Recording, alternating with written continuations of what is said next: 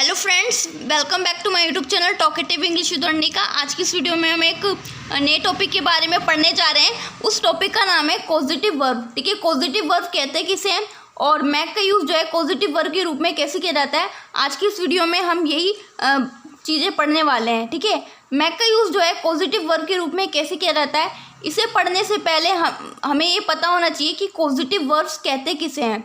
जैसे कि आपको वर्ड दिख ही रहा होगा पॉजिटिव वर्ब्स में। ठीक है, पॉजिटिव वर्ब्स में वर्ड है पॉजिटिव। ठीक है, पॉजिटिव वर्ड है ना, ये एक छोटे से वर्ड कोज से मिलकर के बना हुआ है। और कोज का मतलब होता है कारण। कारण यानी कि किसी इंसान के कारण कोई दूसरा इंसान काम करता है, चाहे वो ऑर्डर देने के कारण कर रहा है, या किसी की कन्विंस करने पर कर रहा है, या किसी के फोर्स करने पर कर रहा है, या किसी ने उसको रिस्पॉन्सिबिलिटी दी है इसलिए कर रहा है। यानी किसी ना किसी कारण से कोई दूसरा इंसान काम करता है। यानी कि कोई एक इंसान किसी दूसरे इंसान से काम करवाता है, चाहे वह ऑर्डर देकर करवाए, या फिर कन्विंस करके करवाए, या फोर्स करके करवाए, या फिर किसी को रिस्पॉन्सिबिलिटी देकर उससे काम करवाए। यानी कि काम करवाना। अब यानी कि जो ऐसी मतलब वर्ब होती है जिनको पढ़ के ऐसा लगे कि इसमें काम किया नहीं जा रहा है बल्कि काम किसी दूसरे इंसान से करवाया जा रहा है, तो ऐसी जो वर्ब को हम पॉजिटिव वर्ब्स कहते हैं। पॉजिटिव वर्ब्स हमारी कौन कौन सी होती है, जैसे गेट हो गया, मैक हो गया, हैव हो गया, लेट हो गया, हेल्प हो गया, एटसेट्रा। हालांकि जो है इनका एक सिंपल वर्ब के रूप में भी इनका यूज़ किया जाता है, लेकिन एक पॉजिटिव वर्ब के रूप में भी गेट का, मैक का, हैव का और लेट का और हेल्प का यूज़ किया जाता है। ठीक है, अभी जो पॉजिटिव वर्ब में हम पढ़ेंगे आज की इस वीडियो में मैक के बारे में। आज की इस वीडियो में हमारा मेन टारगेट है कि हम मैक के बारे में ही पढ़ेंगे। गेट के बारे में और हैव के बारे में, लेट के बारे में, हेल्प के बारे में मैं किसी दूसरी वीडियो में आपको पढ़ाऊंगी, लेकिन आज की इस वीडियो में हम मैक के बारे में पढ़ने जा रहे हैं। ठीक है,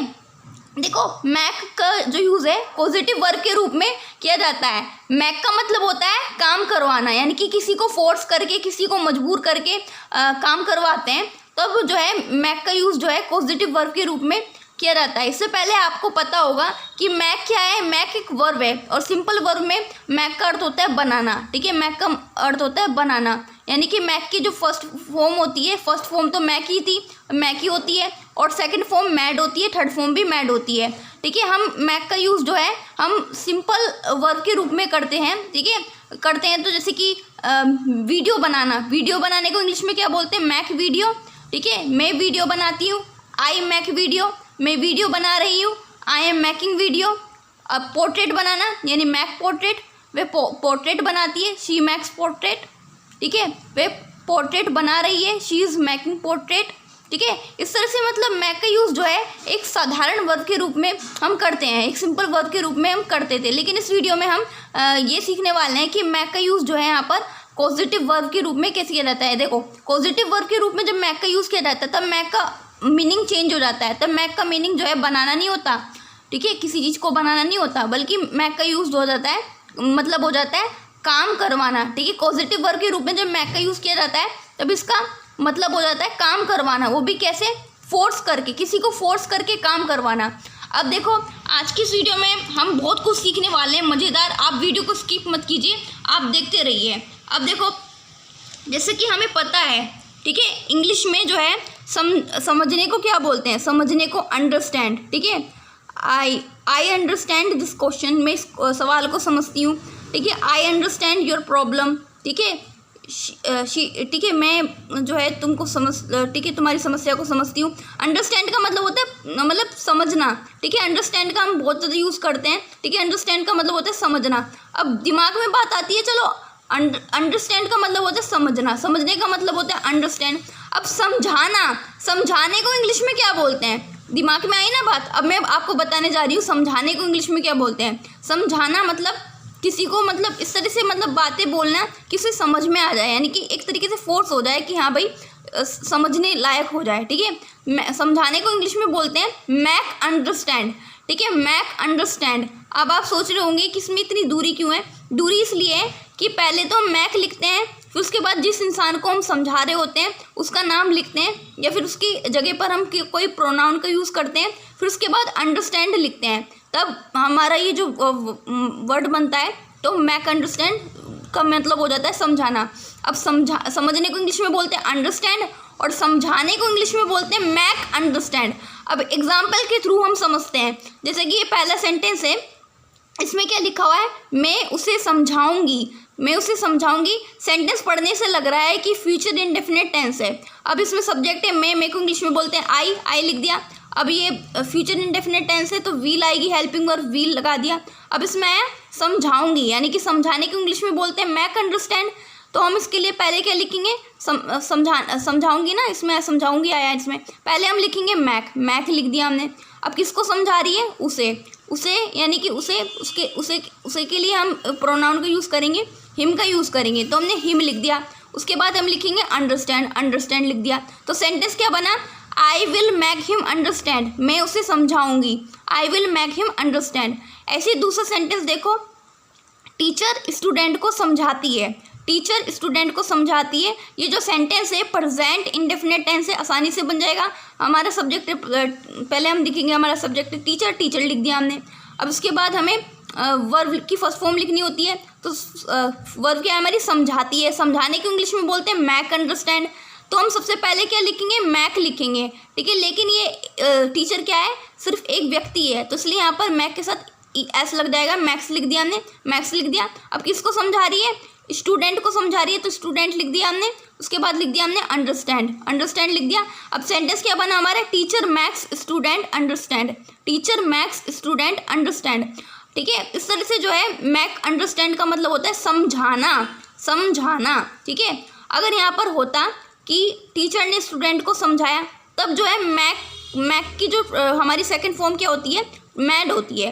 तब सेंटेंस हो जाता टीचर मैड स्टूडेंट अंडरस्टैंड, ठीक है, टीचर ने स्टूडेंट को समझाया, ठीक है, ये हो जाता सेंटेंस। तो ये जो है मैक जो है ना, ये टेंस के अकॉर्डिंग बदलता रहता है, ठीक है। अगर सेंटेंस होता है टीचर स्टूडेंट को समझा रही है, तो सेंटेंस ये बन जाता है हमारा, teacher is making student understand, ठीक है। इस तरह से टेंस के अकॉर्डिंग जो है मैक जो है बदलता रहता है, लेकिन जो है हमारी वर्ब जो है अंडरस्टैंड हो जाती है, ठीक है। मैक अंडरस्टैंड यानी समझाना, ठीक है। आई होप आपको ये बात अच्छे से समझ में आई होगी, ठीक है। चलिए आगे बढ़ते हैं। अब बात ये आती है कि भाई हंसने को तो भाई लाफ बोलते हैं, ठीक है, लाफ बोलते हैं। अब हंसाने को क्या बोलते हैं इंग्लिश में, ठीक है, हंसाने को इंग्लिश में बोलते हैं मैक लाफ, ठीक है, मैक लाफ बोलते हैं इसे। अब देखो सेंटेंस क्या हम देख लेते हैं, ठीक है, मैक लाफ, ठीक है, मैक लाफ का मतलब होता है हंसाना, और बीच में उस व्यक्ति का नाम लिखते हैं, उस प्रोनाउन लिखते हैं, ठीक है, या कोई प्रोनाउन लिखते हैं जिसे हंसा रहे होते हैं। अब देखो एग्जाम्पल के थ्रू समझते हैं। सेंटेंस क्या है, जोकर हमको हंसाता है, जोकर हमको हंसाता है। सो सेंटेंस जो है प्रेजेंट इंडेफिनिट टेंस है। पहले हम अपने सब्जेक्ट लिखेंगे जोकर को इंग्लिश में जोकर बोलते हैं, जोकर लिख दिया। अब इसमें है हंसाता है। अब हंसाने को इंग्लिश में बोलते हैं मैक लाफ, ठीक है, मैक लाफ। पहले हम लिखेंगे मैक, लेकिन मैक के साथ आएगा एस, क्योंकि प्रेजेंट इंडेफिनिट टेंस है, ठीक है। जोकर जो है एक व्यक्ति है, तो मैक्स लिख दिया हमने। अब किसको हंसाता है, उसे लिखते हैं ना, तो हमको हंसाता है, हमको के लिए हम यूज़ करेंगे यहाँ पर, हम लिख देंगे अस, ठीक है, अस लिख दिया, अस का यूज़ करेंगे हम, अस लिख दिया। अब लिखेंगे लाफ लिख दिया। तो सेंटेंस क्या बना, जोकर मैक्स अस लाफ, ठीक है, जोकर मैक्स अस लाफ, ठीक है, जोकर हमको हंसाता है। दूसरा सेंटेंस देखो, मैं तुम्हें हंसाऊंगा, तो ये सेंटेंस जो है फ्यूचर इंडेफिनिट टेंस है। तो सेंटेंस पहले हम लिखेंगे सब्जेक्ट है हमारा मैं को कहते हैं आई लिख दिया। उसके बाद वील लिखेंगे, क्योंकि हेल्पिंग वर्ब के रूप में हम वील लिखते हैं, ठीक है, वील लिख दिया हमने। अब वर्ब क्या है हमारी, हंसाऊंगा, हंसाने को इंग्लिश में क्या बोलते हैं, मैक लाफ बोलते हैं ना, ठीक है, मैक लाफ लिख दिया। पहले तो हम लिखेंगे मैक लिख दिया। अब हंसा किसे रहे हैं, तुम्हें हंसाऊंगा, यानी कि तुम्हें को इंग्लिश में बोलते हैं यू, तो उसके लिए लिख दिया यू, फिर उसके बाद लिख दिया लाफ, ठीक है, लाफ लिख दिया। तो सेंटेंस क्या बना, I will make you laugh, ठीक है, मैं तुम्हें हंसाऊंगा। आई होप आपको समझ में आ गया होगा कि हंसाने को इंग्लिश में बोलते हैं मैक लाफ, लेकिन बीच में उस व्यक्ति का नाम लिखते हैं या उसके लिए प्रोनाउन का यूज़ कर रहे होते हैं, ठीक है, जिसे हम हंसा रहे होते हैं, ठीक है। अब हंसाने को इंग्लिश में बोलते हैं मैक लाफ। अब आगे बढ़ते हैं, ठीक है, आगे देखते हैं। अब रुलाने को क्या बोलते हैं इंग्लिश में, ठीक है, रुलाने को इंग्लिश में बोलते हैं मैक क्राई, ठीक है, मैक क्राई मतलब होता है, ठीक है, रुलाना।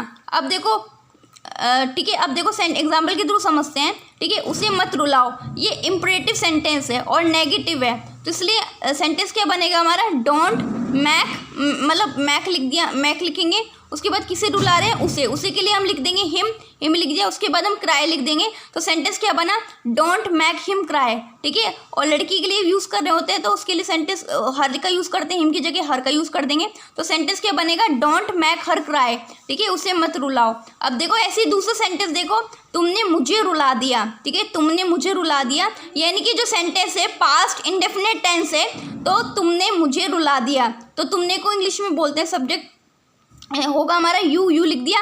अब देखो मैक क्राई मतलब होता है रुलाना। अब मैक की जो है फॉर्म में बदल जाएगी, मैक की जो है सेकंड फॉर्म क्या होती है, ठीक है, सेकंड फॉर्म क्या होती है, मैड होती है। तो हम यहाँ पर मैड लिख देंगे। अब इसमें किसे रुला रहे हैं, मुझे के लिए लिखेंगे यहाँ पर मी लिख दिया और क्राई लिख दिया हमने यहाँ पर। तो सेंटेंस क्या बना हमारा, यू मैड मी क्राई, ठीक है, तुमने मुझे रुला दिया, ठीक है। मैक क्राई का मतलब होता है रुलाना। ऐसे ही जो है और वर्ब है, ठीक है, जैसे कि मैक एंग्री यानी कि नाराज़ कर देना, ठीक है, मैक हैप्पी मतलब खुश कर देना किसी को, मैक सैड यानी उदास कर देना। इस तरह से भी जो है मैक का यूज़ किया जाता है। अब हम अपने टॉपिक पर आते हैं, ठीक है, सीधा टॉपिक पर आते हैं कि पॉजिटिव वर्ब के रूप में मैक का यूज़ कैसे किया जाता है, ठीक है। जैसा कि मैंने आपको बताया, ठीक है, मैक का मतलब पॉजिटिव वर्ब के रूप में हो जाता है काम करवाना, और वो भी किसी को फोर्स करके मजबूर करके किसी से काम करवाना। अब इसके लिए जो है मैं आपको स्ट्रक्चर बताती हूँ। स्ट्रक्चर है जब भी हम मैक का जो है पॉजिटिव वर्ब के रूप में यूज़ करेंगे, पहले तो हम मैक लिखेंगे, उसके बाद पर्सन का नाम लिखेंगे, प्रोनाउन लिखेंगे उसके लिए जिससे हम काम करवा रहे होते हैं, उसके बाद वर्ब की फर्स्ट फॉर्म लिखते हैं, ठीक है, वर्ब की फर्स्ट फॉर्म लिखते हैं। अब आपको स्ट्रक्चर अच्छे से समझ में आ गया होगा। पहले मैक लिखेंगे, फिर पर्सन का नाम लिखेंगे, अगर नाम दिया होता है तो नाम लिखते हैं, नहीं तो उसकी जगह पर कोई प्रोनाउन का यूज़ करते हैं, उसके बाद वर्ब की फर्स्ट फॉर्म लिखेंगे। चलिए एग्जांपल के थ्रू समझते हैं, ठीक है, किस तरह से जो है मैक का यूज़ किया जाता है। अब देखो पहला सेंटेंस है, मैं अपना काम रवि से करवाती हूँ, यानी मैं अपना काम रवि से करवाती हूँ, यानी उस रवि को फोर्स करके करवाती हूँ। तो इसलिए यहाँ पर पॉजिटिव वर्ब के रूप में जो है मैक का यूज़ किया जाएगा। अब देखो सेंटेंस में पहले देखेंगे हमारा सब्जेक्ट क्या है, ये जो सेंटेंस पढ़ने से लग रहा है ये प्रेजेंट इंडेफिनिट टेंस है। इसमें पहले देखेंगे हमारा सब्जेक्ट क्या है, सब्जेक्ट है मैं को इंग्लिश में बोलते हैं आई लिख दिया। अब इसमें लिखा हुआ है रवि से काम करवाती हूँ, फोर्स करके करवाती हूँ, नहीं करवाती हूँ आया है इसमें। तो सबसे पहले हम लिखेंगे मैक, हमने मैक लिख दिया। अब किससे काम करवाती हूँ, रवि से, तो इसलिए यहाँ पर पर्सन का नाम दिया हुआ है, इंसान का नाम दिया हुआ है, तो इसलिए यहाँ पर लिख देंगे रवि लिख दिया। अब इसमें आई वर्ब की फर्स्ट फॉर्म लिखेंगे हम, वर्ब की फर्स्ट फॉर्म यानी कि करवाती हूँ, यानी कि करवाने, ठीक है, करवाने को इंग्लिश में बोलते हैं डू, तो यहाँ पर लिख दिया हमने डू। और अपना काम, देखो इसमें हमारा सब्जेक्ट आई है, इसलिए यहाँ पर अपने के लिए हम लिखेंगे माई लिख दिया हमने, और ठीक है, काम को इंग्लिश में बोलते हैं वर्क लिख दिया। तो सेंटेंस क्या बना, I make Ravi do my work, मैं रवि से अपना काम करवाती हूँ, ठीक है, सेंटेंस ये बना। ऐसे ही दूसरा सेंटेंस देखो, दूसरा सेंटेंस क्या है, वे मुझसे अपना कमरा साफ़ करवाती है, यानी कि मुझे मजबूर करती है, और मुझे मजबूर करके फोर्स करके यानी कि मुझसे अपना काम मतलब मुझसे अपना कमरा साफ़ करवाती है। तो सेंटेंस देखो कैसे बनेगा। पहले तो ये देखते हैं ये सेंटेंस किस टाइप का है, ये प्रेजेंट इंडेफिनिट टेंस है। तो इसमें जो है वह लड़की के लिए वे के लिए इंग्लिश में यूज़ किया जाता है शी का, तो शी हमारा सब्जेक्ट हो गया। अब आगे हम वर्ब के रूप में यूज़ करेंगे, ठीक है, साफ़ करवाती है, करती तो नहीं है, यानी करवाती है, कमरा साफ़ करवाती है, तो उसके लिए जो है हम इसी मैक का यूज़ करेंगे। तो सबसे पहले हम मैक लिखेंगे और मैक के साथ हम लगा देंगे एस, ठीक है, मैक्स हो जाएगा क्योंकि प्रेजेंट इंडेफिनिट टेंस है, और सी जो है एक सिंगल पर्सन है, ठीक है, तो मैक्स लिख देंगे हम। अब किससे कमरा साफ़ करवाती है, मुझसे के लिए लिख देंगे मी लिख दिया। उसके बाद वर्ब की फर्स्ट फॉर्म लिखते हैं, ठीक है, साफ़ करने को इंग्लिश में बोलते हैं क्लीन, तो क्लीन लिख दिया। अब इसमें है अपना कमरा, यहाँ पर हमारा सब्जेक्ट क्या है शी, तो इसलिए अपने के लिए हम यूज़ करेंगे हर लिख दिया। अब कमरे को इंग्लिश में बोलते हैं रूम लिख दिया। सेंटेंस क्या बना, she makes me clean my room, ठीक है, वे मुझसे अपना कमरा साफ़ करवाती है। अब एक और सेंटेंस देखो, वे तुम्हें हंसाएगा, ये जो सेंटेंस है फ्यूचर इंडेफिनिट टेंस है, पढ़ने से पता लग रहा है। तो लड़की के लिए वे के लिए इंग्लिश में यूज़ होता है ही हमारा सब्जेक्ट हो गया। उसके बाद विल लगेगी, विल हेल्पिंग वर्ब लगेगी, क्योंकि फ्यूचर इंडेफिनिट टेंस है, विल लिख दिया। अब हंसाएगा, हंसने को तो भाई इंग्लिश में लाफ बोलते हैं, मैंने भी बताया आपको, लेकिन हंसाने को इंग्लिश में बोलते हैं मैक लाफ, ठीक है। तो सबसे पहले हम लिखेंगे मैक लिख दिया। अब किसे हंसा रहा है, तुम्हें, तुम्हें के लिए इंग्लिश में क्या बोलते हैं, क्या बोलते हैं, तुम्हें के लिए लगाएंगे इंग्लिश में यू लिख दिया हमने। अब हसान, अब देखो वर्ब की फर्स्ट फॉर्म लिखनी है, वर्ब की फर्स्ट फॉर्म हो जाएगी यहाँ पर, हंसने को इंग्लिश में बोलते हैं लाफ, तो लाफ लिख दिया। तो सेंटेंस क्या बना, he will make you laugh, वे तुम्हें हंसाएगा। He will make you laugh यानी कि तुम्हें ऐसी हरकतें करेगा कि जिससे तुम्हें हंसी आ जाएगी, तुम फोर्स हो जाओगे, हंसने के लिए मजबूर हो जाओगे। He will make you laugh, वे तुम्हें हंसाएगा। इस तरह से सेंटेंस बना। अब एक और सेंटेंस देखो क्या लिखा हुआ है, 4 नंबर का सेंटेंस पढ़ो। टीचर ने उससे निबंध लिखवाया, यानी कि टीचर ने ऑर्डर दिया, यानी वो मजबूर हो गया। ठीक है, टीचर ने ऑर्डर दिया तो मजबूर हो गया। जब टीचर ऑर्डर दे देते तो मजबूर हो जाते हैं ना कि काम करने के लिए, कि टीचर का ऑर्डर है तो करना है तो करना है। तो टीचर ने उससे निबंध लिखवाया। तो हमारा जो सेंटेंस है ये पास्ट इंडेफिनिट टेंस है, तो इसमें सब्जेक्ट क्या है हमारा, टीचर, तो द टीचर लिख दिया। अब इसमें जो है मैक, यही पॉजिटिव वर्ब के रूप में मैक का यूज़ किया जाएगा, लेकिन इसमें मैक की जो है सेकंड फॉर्म क्या होती है, मैड होती है। तो कोई मैड लिख देंगे क्योंकि पास्ट इंडेफिनिट टेंस है ना, इसलिए पास्ट इंडेफिनिट टेंस में तो भाई सेकंड फॉर्म ही लिखी जाती है, इसलिए यहाँ पर मैक की सेकंड फॉर्म लिखेंगे मैड। मैड लिख दिया। अब किससे करवा रही है काम, किससे काम करवा रही है उसका नाम लिखते हैं ना, तो उसमें आया उससे क्या है, प्रोनाउन है, तो उससे के लिए हम यूज़ करेंगे हिम लिख दिया। अब इसमें वर्ब की फर्स्ट फॉर्म लिखेंगे तो लिखवाया यानी कि लिखने को इंग्लिश में क्या बोलते हैं, राइट बोलते हैं, तो राइट लिख दिया। अब इसमें आया निबंध, ठीक है, NSA, उसके लिए लिख दिया NSA। तो सेंटेंस क्या बना, the teacher mad him right NSA, teacher ने उससे निबंध लिखवाया। अब देखो ये जो सेंटेंस है मैंने आपको सिंपल तरीके से बता दिया, ठीक है, स्ट्रक्चर मैंने आपको बता दिया कि मजबूर करके कोई काम करवाता है तो उसके लिए पहले मैक लिखते हैं, उसके बाद जिस इंसान से काम करवाते हैं उसका नाम लिखते हैं, उसकी जगह पर प्रोनाउन का यूज़ करते हैं, उसके बाद वर्ब की फर्स्ट फॉर्म लिखते हैं। लेकिन ये जो मैक है ना, ये टेंस के अकॉर्डिंग बदलता रहता है, ठीक है। कॉन्टिन्यूस टेंस होते हैं तो ING लग जाता है, मैकिंग लग जाता है, या कि पास्ट इंडेफिनिट टेंस होता है तो मैड बन जाता है, मतलब ये जो टेंस के अकॉर्डिंग चेंज होता रहता है। अब देखो सेंटेंस, एक और सेंटेंस एग्जांपल के रूप हम समझ लेते हैं कि मैं उससे अपना काम करवा रही हूँ, लास्ट सेंटेंस पढ़ते हैं क्या लिखा हुआ है। तो मैं उससे अपना काम करवा रही हूँ, तो सेंटेंस क्या बन जाएगा, आई लगाएंगे, ठीक है, मैं के लिए आई लगता है, ठीक है, आई बोलते हैं मेरे को, आई लिख दिया। अब आई के साथ एम लगाते हैं, तो आई के साथ एम लगा दिया। अब जो है मैं उससे अपना काम करवा रही हूँ, ये इसके पॉजिटिव वर्ब के रूप में मैक का यूज़ करूँगी, लेकिन मैक के साथ ING लग जाएगा। मैक के साथ ING क्यों लग जाएगा, क्योंकि कॉन्टिन्यूस टेंस बन जाएगा, ठीक है। मैक के साथ ING लगा लेंगे तो मैकिंग बन जाएगा। अब किससे करवा रही हूँ, उससे करवा रही हूँ, उसके लिए हमने लिख दिया हिम लिख दिया। अब करवाने को इंग्लिश में बोलते हैं डू, फर्स्ट फॉर्म लगाते हैं ना इसके बाद हम, ठीक है, पर्सन का नाम, प्रोनाउन का नाम लिखने के बाद। तो वर्ब की फर्स्ट फॉर्म क्या है, करवाने को इंग्लिश में क्या बोलते हैं, डू बोलते हैं, तो डू लिख दिया हमने। और अपने काम के लिए मैंने लिख दिया माई, क्योंकि सब्जेक्ट यहाँ पर आई है तो माई लिख दिया।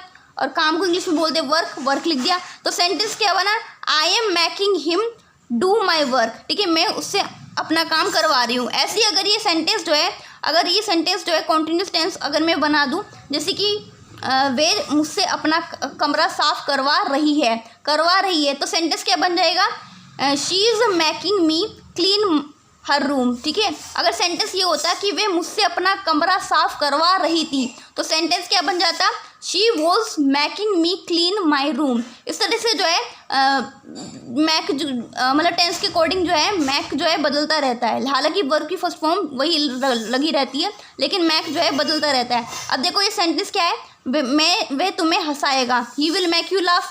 अगर सेंटेंस होता कि वह तुम्हें हंसाता है तो सेंटेंस क्या बनता, शी मेक्स यू लाफ। अगर सेंटेंस ये होता कि वह तुम्हें हंसा रहा है तो सेंटेंस क्या बनता, he is making you laugh, he is making you laugh.